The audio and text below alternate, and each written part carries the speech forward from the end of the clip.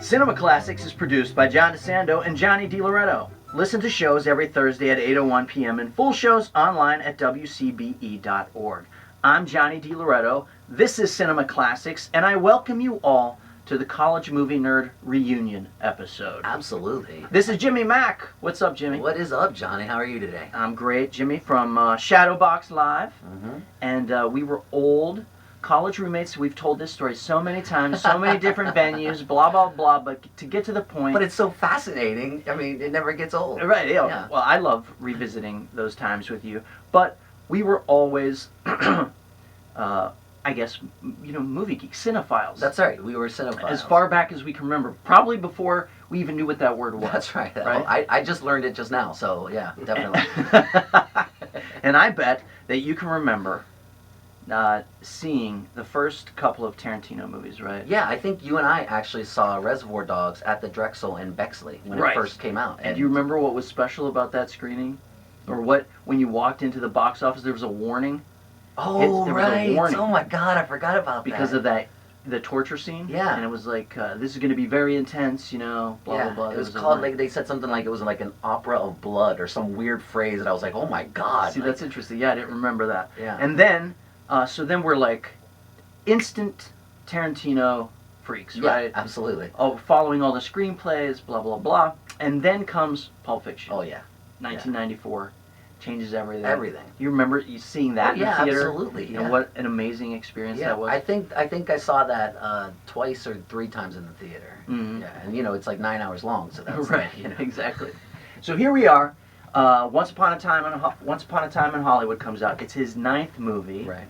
What did you think? I really, really enjoyed it. It was one of those where I had to kind of like take some time after it, Mm-hmm. which is kind of like his later movies have kind of done that to me, whereas Pulp Fiction and Reservoir Dogs, like I just walked out like, oh my God, like that was amazing, what an experience. These movies now, like they're a little quieter and a little more subtle, and so I don't walk out with that same emotion, but as I think about it, and we always say, a movie's good when you're still thinking about it 3 days later, right? Of course. Yeah. And I was, so there wasn't a moment that I didn't enjoy, but it's also, again, it's a complicated film. Yeah, I had a similar kind of reaction to it, and the same thing. I remember seeing Inglourious Basterds, and I was expecting something completely different than what he delivered, and it took me a while to process that. Yeah. Likewise, this one, I was completely stoked to see this, and then it kind of like evaporated for a minute. Like I was like, oh, that was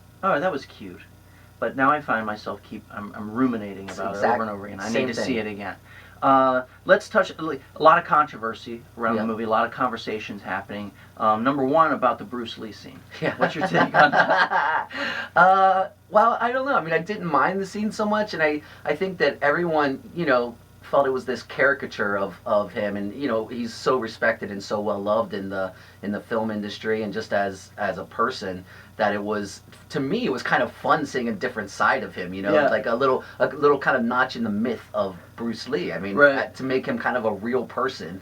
And I enjoyed the scene quite a bit. Yeah, I did too. And it turns out it's a tie. The fight between him and Cliff. That's right. Everyone keeps saying he got beat up, and he didn't at all. Like, I think it's just his attitude, that cocky persona that people take issue with. Okay, what about the whole revisionist version of the Manson murders? Well, I thought that was...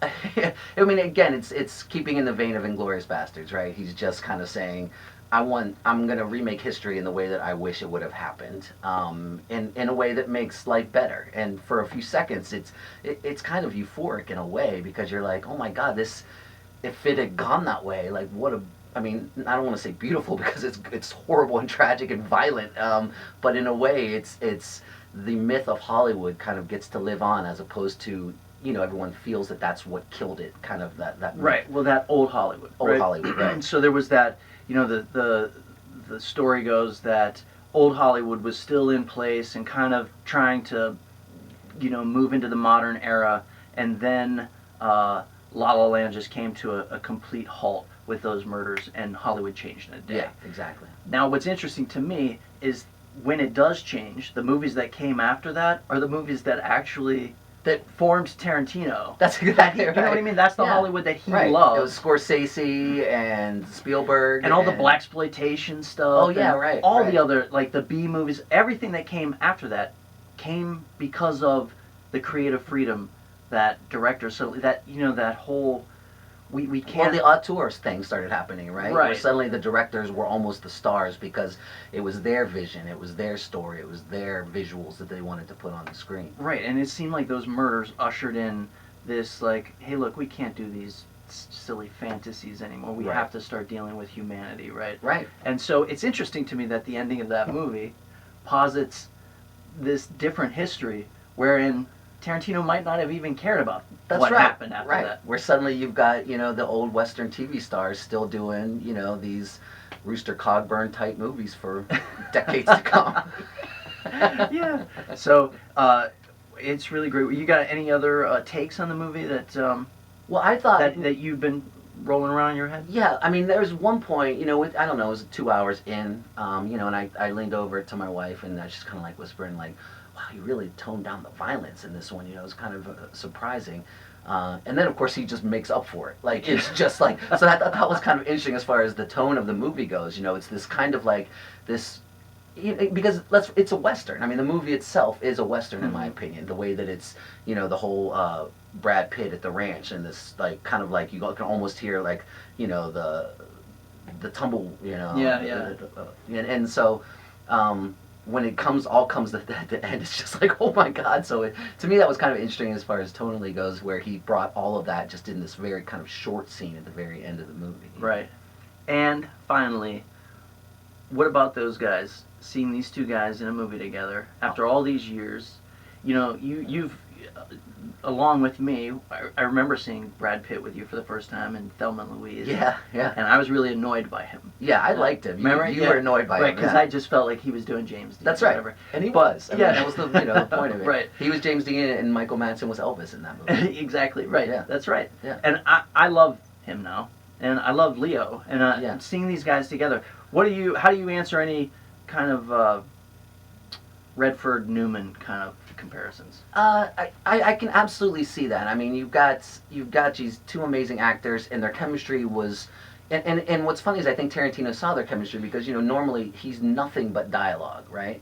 And he lets these guys just kind of hang out. And they're great together, just hang out. I mean, one of my favorite moments in the movie is actually when they're both watching Leonardo DiCaprio on FBI, and Brad Pitt's just saying stuff like, "Oh man, I like that shot. Like that's a good shot." Yeah, Like, and they're just like, it's just two friends just hanging out, right? and it's so That's nice. great. Yeah, it's so nice. It is great. It's kind of like us. It is kind of like us. It's Yeah, interesting, we used to, right? exactly. We used to watch and just say that kind of crap all the time. Exactly. So I'm gonna go back and see it.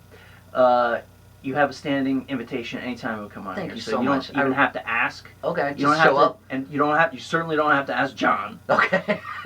You can just send an email that says, I want to come in and talk about whatever you want to talk about. You got it. That's I'll how do it that. rolls. Okay. Thanks, Jimmy. Thank you.